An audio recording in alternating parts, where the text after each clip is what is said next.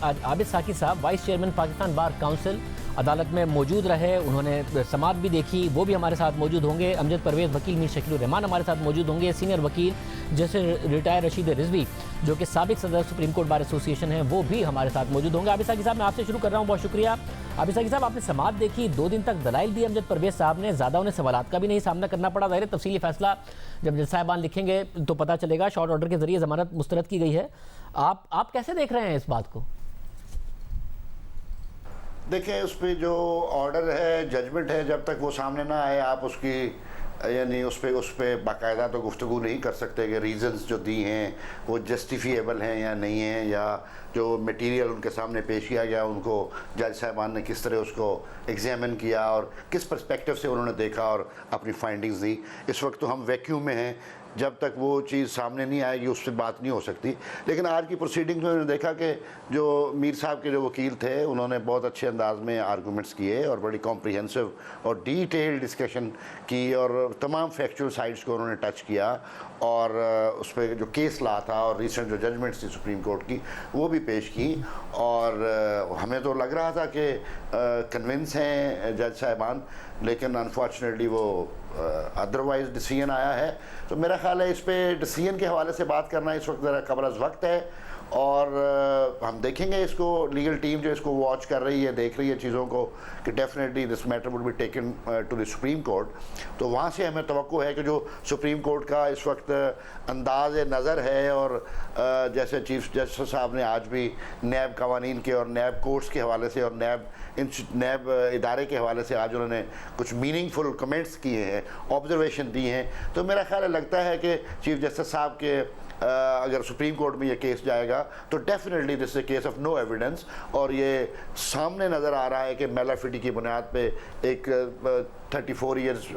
پرانے مقدمے کی بنیادیں بنا کے مینوفیکچر کر کے اس کو بنایا گیا ہے، اور اس میں اس کو میر صاحب کو پھنسایا گیا ہے۔ اور اس کا اصل مقصد تو آپ کو پتہ ہی ہے، پوری دنیا کو معلوم ہے کہ جو اظہار رائے کا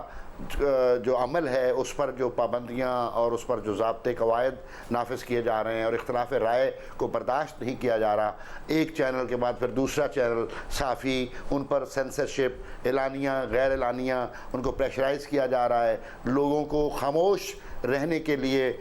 مختلف ہتھ کنڈے استعمال کیے جا رہے ہیں۔ اور یہ میں سمجھتا ہوں کہ یہ اوورآل جو ایک رجیم اسٹیبلش کیا جا رہا ہے وہ ڈکٹیٹوریل رجیم ہے، وہ آوازوں کو بند کرنے کا رجیم ہے، اور وہ لوگوں کی آنکھیں، ان کے کان بند کر کے لوگوں کو دولے شاہ کے چوہے بنا کر ان کا خیال ہے کہ لوگ اس طرح زندہ رہیں تاکہ ان کا جو نظام حکومت ہے اور ان کا جو اقتدار کا سلسلہ ہے وہ اسی طرح قائم دائم رہے، اور لوگ اس پہ نہ مزاحمت کریں، نہ مخالفت کریں، نہ اپنی رائے کے اظہار کا کوئی ان کو موقع ملے۔ تو میں سمجھتا ہوں یہ اس وقت بڑی تاریک صورتحال سے ہم گزر رہے ہیں، جس کے لیے میں اکثر کہتا ہوں کہ یہ سول سوسائٹی کو اس ایشو پہ مشترکہ جدوجہد کرنے کی ضرورت ہے، اور وہ جو بڑی لمبی جدوجہد کے بعد لوگوں نے بڑی قربانیاں دے کر یہ حقوق حاصل کیے تھے وہ آہستہ آہستہ ان سے چھینے جا رہے ہیں۔ اور کلونیل سٹیٹ جو ہے نا، کلونیل سٹیٹ وہ اپنے آپ کو کنسالیڈیٹ کر رہی ہے، وہ اپنے آپ کو ری اسرٹ کر رہی ہے، اور لوگوں کو سٹیزن سمجھنے کی بجائے ان کو رعایا اور سبجیکٹ سمجھا جا رہا ہے۔ میرا خیال ہے اس پہ ایک میں توقع رکھتا ہوں کہ جب یہ جبر بڑھے گا تو جبر کے خلاف بھی لوگ کھڑے ہوں گے، اور اس سے آزادی کے لیے ایک مشترکہ جدوجہد کریں گے، اور پھر وہ الٹیمیٹلی اپنے مقاصد کو حاصل کرنے میں کامیاب ہو جائیں گے۔ مگر ساکی صاحب، تاریخی طور پر دیکھا گیا ہے سوسائٹیز میں جب اس قسم کا رویہ ہو حکمرانوں کا، جیسا کہ ہے جس کا آپ بھی ذکر کر رہے ہیں، تو سول سوسائٹی آواز اٹھاتی ہے، وکلا آواز اٹھاتے ہیں، میڈیا آواز اٹھاتا ہے۔ تو میڈیا نے آواز اٹھائی ہے بطور سول سوسائٹی، بطور وکلا، مختلف بار ایسوسی ایشن، آپ لوگ سارے کے سارے عدالت میں موجود تھے، مگر دیکھتے انصاف کے لیے اور سوسائٹی کو بچانے کے لیے، معاشرے کو بچانے کے لیے، ملک کو بچانے کے لیے، لوگوں کو بچانے کے لیے سب عدالت کی طرف ہی ہیں، جج صاحبان کی طرف ہی ہیں کہ وہی بچا سکتے ہیں۔ تو پھر ذمہ داری اور دیکھنا تو سب اگر ایکٹیو ہو بھی جائیں، سب مل کر جدوجہد کرے بھی، تو دیکھتے تو عدلیہ کی طرف ہی ہیں کہ وہی معاشروں کو بچاتی ہے، تاریخی طور پر انہوں نے بچایا ہے۔ میں تو کہتا ہوں کہ مکمل نظام انصاف مجموعی طور پر ہمارا مجموعی طور پر مکمل جو نظام انصاف ہے وہ انہدام کی طرف جا رہا ہے، انحطاط کی طرف جا رہا ہے، روز چیخو پکار ہو رہی ہے۔ میں عرض کر رہا ہوں کہ لوگ سزائے موت پا کے پھانسی پر جھول جاتے ہیں اور بعد میں وہ ایکویٹ ہوتے ہیں، بعد میں ان کو بری کیا جاتا ہے۔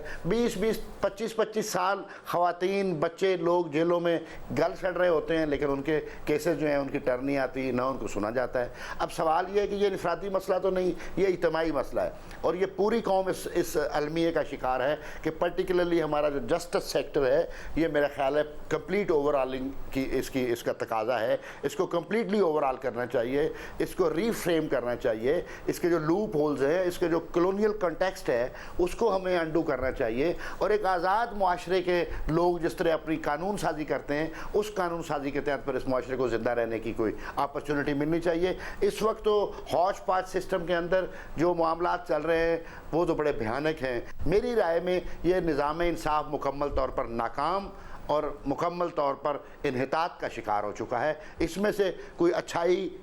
حاصل کرنے کی توقع مجھے تو نظر نہیں آتی۔